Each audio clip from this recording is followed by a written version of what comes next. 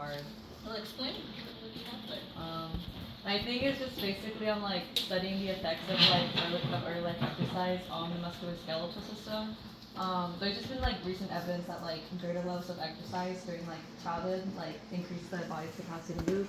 Which makes sense because like the more you move, the more your body's supposed to like adapt to that high levels of activity. So we're just like investigating to see like the exact effects on like what it has on like in your morphology, and your muscles, and also like long-term effects. So like if you exercise a lot as a kid, but then you stop, like will your body like still retain these like specific elements?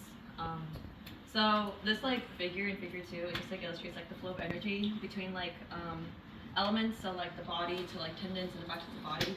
Because like when you move, you use like a lot of energy, but when you move, you want your body to like save energy because like that's how it works, and you just don't want to use too much energy because like then your body just like stops functioning right. So basically the flow of energy goes from your body, and then when you like land on your foot, it goes back to your tendon, and then forces like in your tendon help like resist like stretching.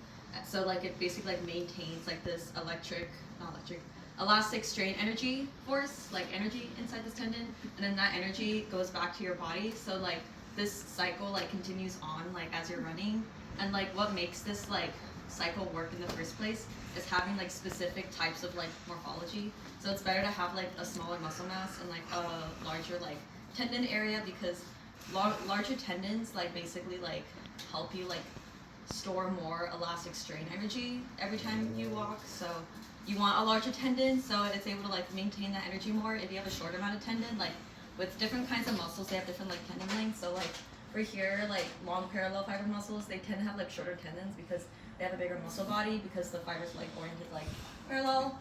But like for like shorter pinnate muscles, which is like what I'm working with, their bodies seem to be a little bit more shorter here because the fibers here are a little bit more compact, which is like good because like the tight like fibers here are good because it's able to generate like a greater amount of force when the muscle's being used.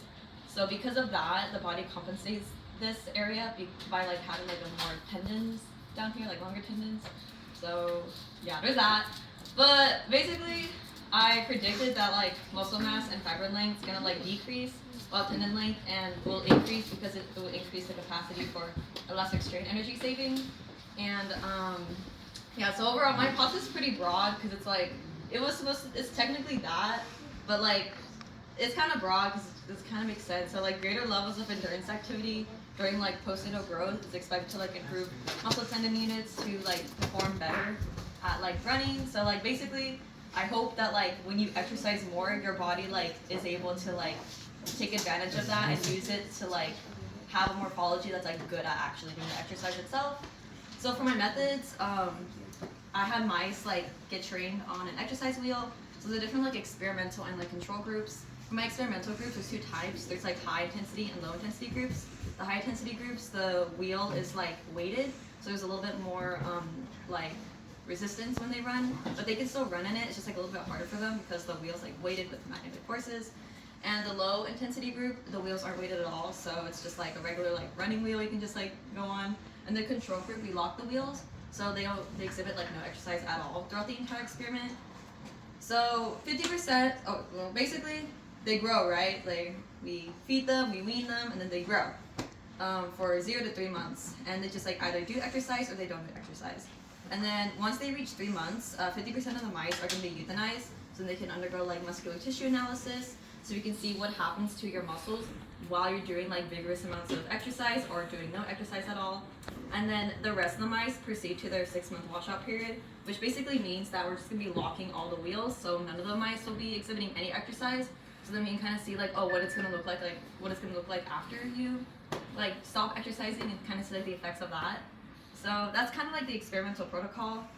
Down here, it's kind of hard to see, but it's like screenshots from like ImageJ, which is the software that we use.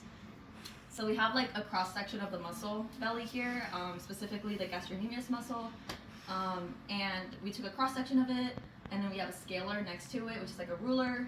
And what we did is that we told the software from here to here is like 6 micrometers, and then so the software like analyzes that, and then like once I tell them like, okay, now that you know that, so from here to here, how long is it?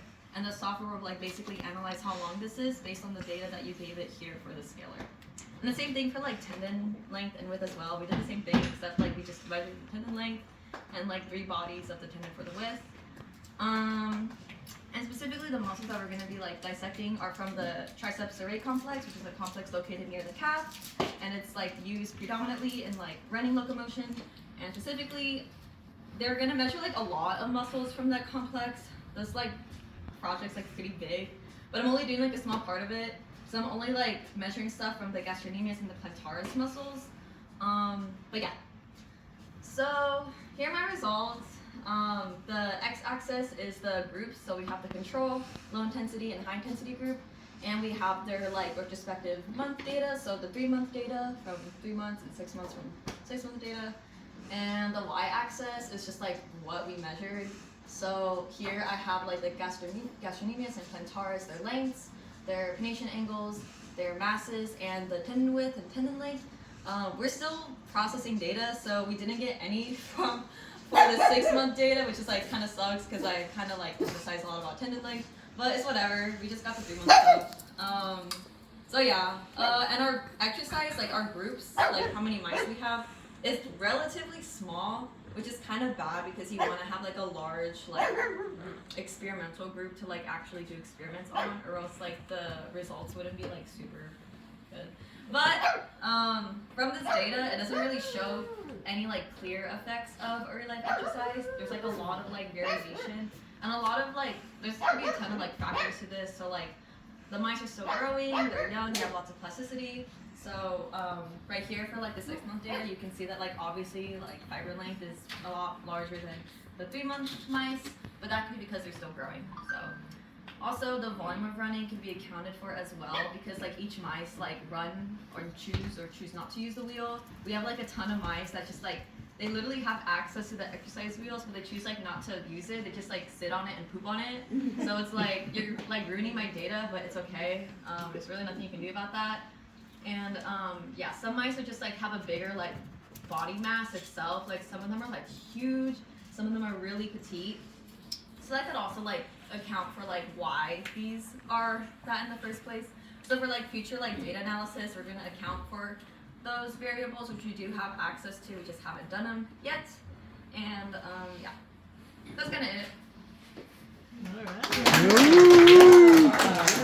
Bravo. No, there's a test after. Question. Yeah. You pointing at me or? No.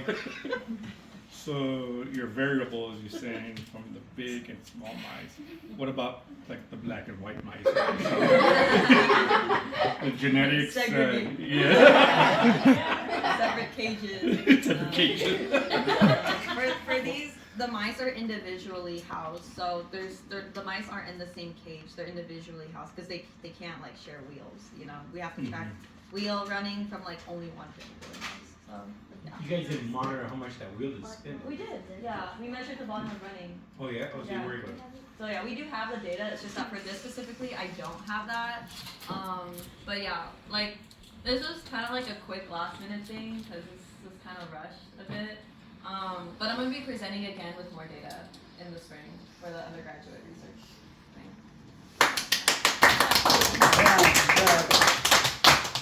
Okay, I'm done. So, Kaydence. I guess she's not afraid of mice. You're gonna put the EFOS mice are gonna go in a separate group. In like George Washington times, they would wear shoes with heels and like the short pants with the tights because the muscle was considered very sexy. The calf, so the gastrocnemius is known as the sexy muscle. All right, guys. I hope you guys had great.